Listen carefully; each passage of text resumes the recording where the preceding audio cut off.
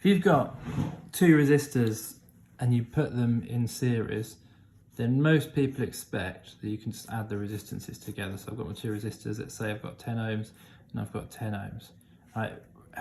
We end up with as our total resistance, if having the same resistance, actually, it's probably better to say that we've got the same resistance here than if we just had one 20 ohm resistor. Right, so the total resistance here is going to be 20 ohms. If we join them in parallel, and that is not the case. If we join them in parallel, we don't get 20 ohms.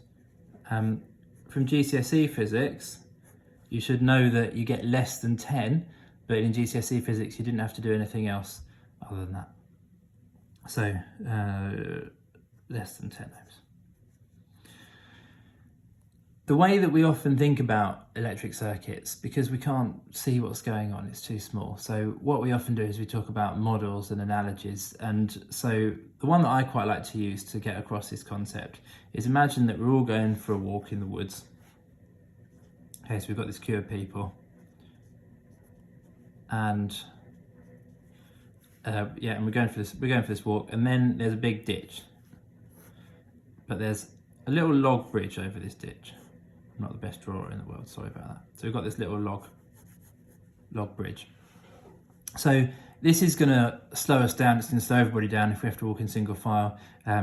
So we're all waiting whilst, I don't know, let's say Ethan's in the front, whilst Ethan crosses this bridge, we're all kind of moving very slowly, let's say.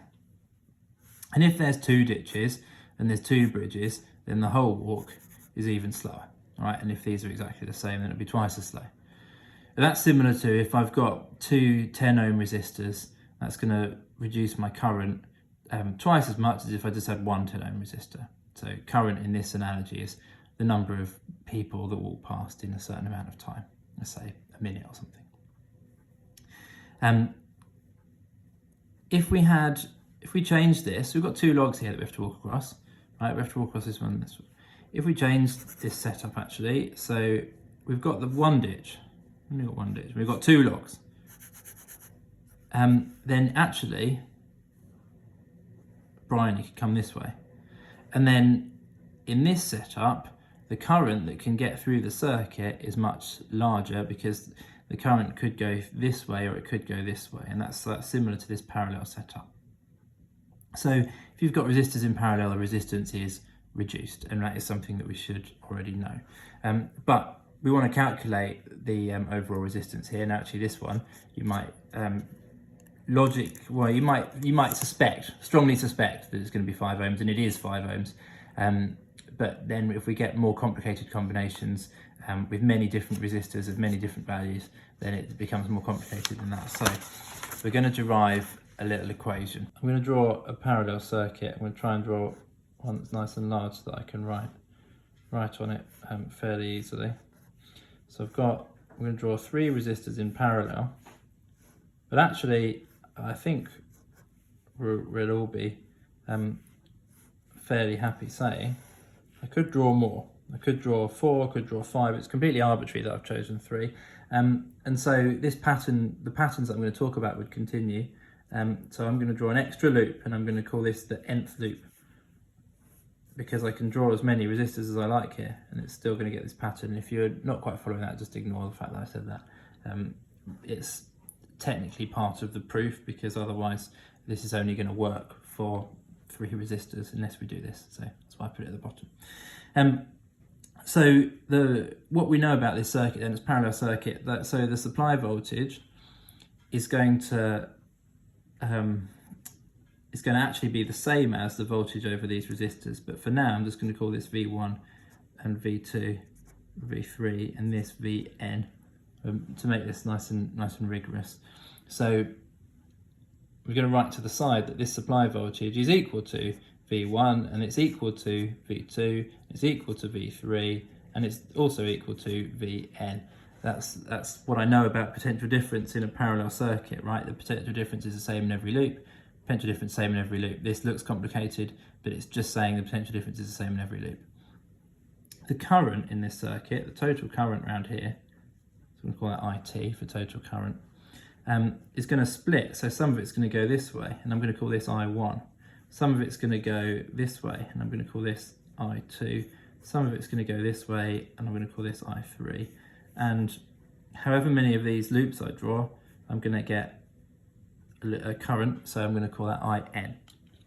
And I can do the same with this. Because this total current is split at each of these junctions, actually each of these individual currents added together will make the total current. And so I can write that the total current is equal to I1 plus I2 plus I3, blah, blah, blah, plus IN. So this is my rule for current in a parallel circuit. So just the GCSE rules for what happens in a series and parallel circuit. If you never quite understood that at GCSE, now is the time to do that really. You can pause the video and do that, and then watch the video, and then watch the rest of it later. So the total current is actually got to be equal to the total potential difference divided by the total resistance. And the reason for that is Ohm's law. So I've got this V equals IR. If I rearrange that, I get I equals V over R. And so I can say that actually my total current is going to be equal to my total potential difference divided by my total resistance. But because of this rule, so that, I guess I'm writing in place of that, that's got to be equal to current 1 plus current 2 plus current 3. But current 1 is going to be equal to potential difference 1 divided by resistance 1. Should have labelled these, oops. So here, if I'm looking at this current has got to be that divided by that. So I've got V1 divided by R1. But also this rule means I've got to add on current 2, I've got to add on current 3. So current 2 is potential difference 2 divided by resistance 2. And current 3 is potential difference 3 divided by resistance 3. And I could have drawn more loops, so I can just keep going, and I can say that potential difference N divided by resistance N for however many loops you have in this pattern. It's still gonna work. So I've now got this relationship, and I can now drop this. I'm not so interested in this. And what I've got is something that links all of these resistances to the total resistance. And you'll notice that actually these potential differences, although I've written VT, V1, V2, V3, because of this rule, they're actually all the same. So I can get rid of these subscripts because they're all the same. I don't need them. They're all equal to each other. It's just V. And if I were to divide everything along here by V, then what I'd end up with is that, well, this isn't going to make any sense actually. I'd end up with I total over V, so I'm not interested in that. But I'm interested, I mean, it's not wrong, but I'm not interested in it. I'm interested in this one. This divided by V gives me 1 over the total resistance. And that's going to be equal to this divided by V, which is 1 over R1, plus this divided by V, which is 1 over R2, and so on, plus 1 over R3, blah, blah, blah, 1 over Rn. So this is how we add resistances together when we've got resistors in parallel. And that's where the formula comes from. You don't need to be able to derive the formula. They potentially might ask you to derive bits of it, but I've never seen that happen before on AQA.